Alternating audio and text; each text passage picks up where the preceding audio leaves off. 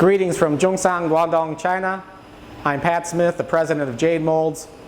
We're doing our continuing video series talking about how the injection molding process used to test your injection mold that you're building offshore, how to use that process to properly diagnose problems while the mold is still in China, before the mold gets exported, without having all the problems diagnosed and leaving you stuck with having to fix those problems and deal with those headaches in your factory.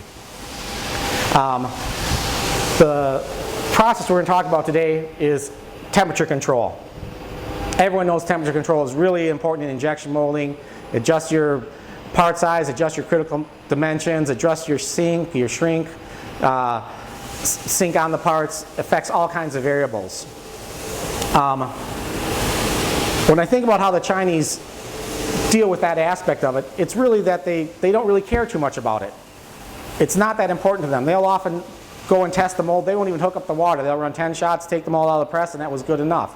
The mold was never at temperature, or the temperature had a profile from cold to warm as they were injecting plastic without having water hooked up.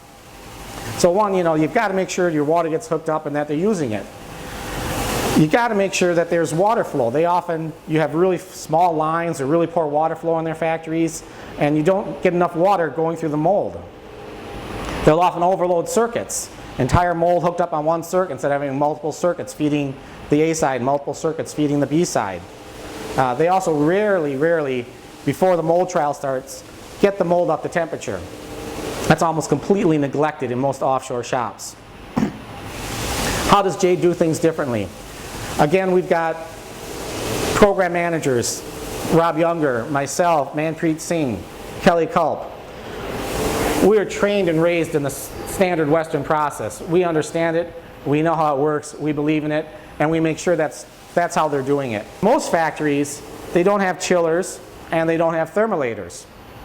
If you're looking at a factory and you want to see what they think of temperature control, ask them to show you the thermolators, ask them to show you the chillers. If they don't have those, it's probably not on their priority list, and they're probably doing it the China way, not the Western way. What I want to do is, out in the factory right now, we've got a mold test ready to start. I want to take you out there. I want to show you a proper setup for an injection mold test. So let's get out to the factory. All right, so here we are in the injection molding side of the factory, right next to tool making. We've got a mold in the press that's ready to be sampled. We're talking about water temperature control. So the thermolator's behind me. It's set to 65 degrees Celsius. That's the recommended temperature for the material we're running. We've got appropriate amount of ins and outs, 2 ins and 2 outs per side of the mold. That's more than enough for this particular mold. We've got really nice water lines hooked up, stainless steel. The system's pressurized, it's not leaking anywhere. And this has been running for a while, so I can feel the mold and it's up to temperature. We're not going to start shooting cold shots right away. So in addition to that, we've got our process controller set up. It's on the other side of the press, of course, operator side, with the